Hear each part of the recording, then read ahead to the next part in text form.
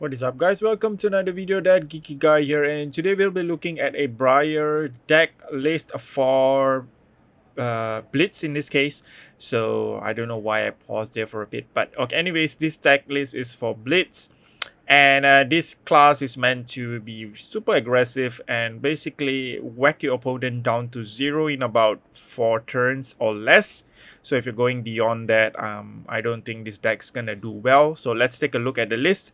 Now, if you guys watch my previous Blitz list, it's basically very similar, but of course I've updated a few things for since the release of Uprising. It's legal now, so this is going to be a post-Uprising update. Now let's take a look at equipment. So the only changes here you're gonna see is Crown of Providence. So whenever you defend with Crown, you can put a card from your hand or arsenal to the bottom of your deck. If you do, draw a card.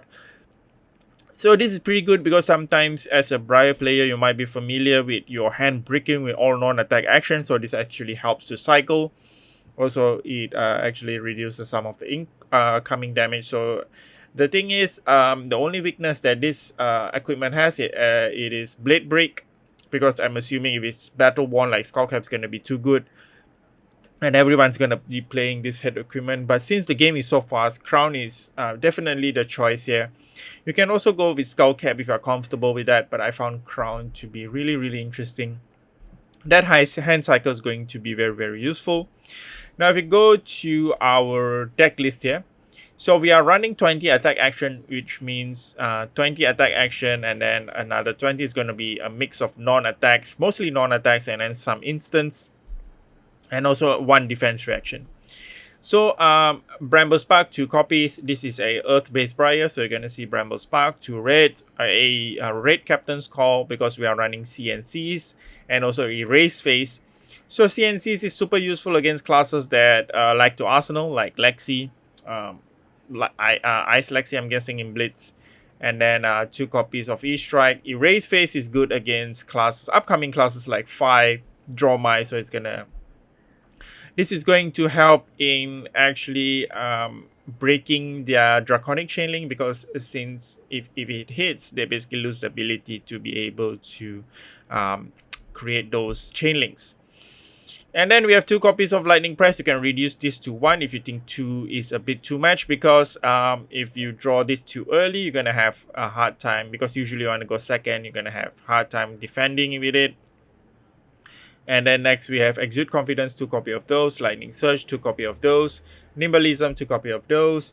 3 copy of Plunder Run, 1 blue, 2 reds. So regardless of the color, it's always good to be able to threaten some draw, because as you can see, Briar doesn't really have much of a hit effect, so this helps. 2 copy of Scar for a Scar, so you want to make sure even your life is lower by 1, you're gonna get the go again, so pretty useful.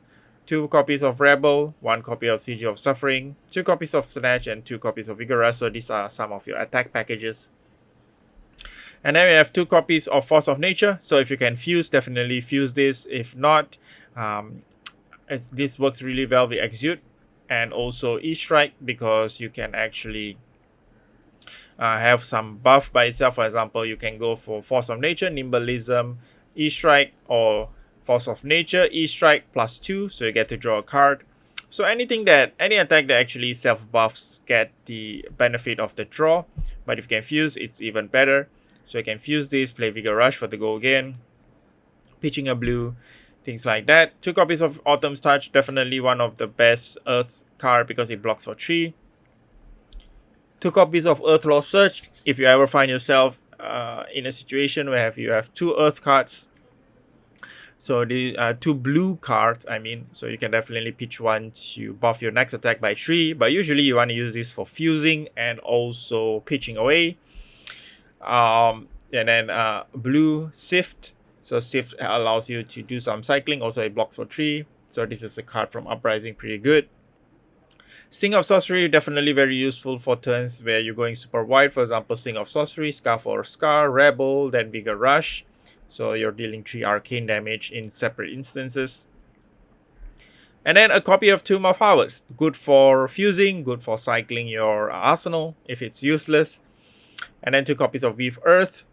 That's pretty much it, guys. That's the deck list. So it's pretty simple, straightforward. But the way you sequence your attack has to be, you have to be careful with that.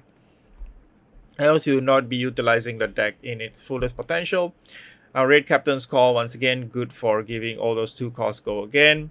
You can definitely play Red Captain's Call +2 with a Nimbleism, then go into an Erase Phase or a CNC for 8.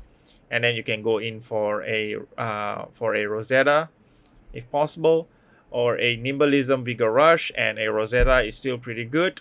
And